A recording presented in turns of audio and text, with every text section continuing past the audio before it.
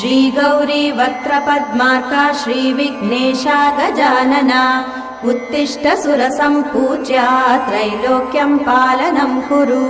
श्री गौरी वक्त्रपद्मार्का श्रीविघ्नेशा गजानना उत्तिष्ठ सुरसम्पूज्या त्रैलोक्यं पालनं कुरु।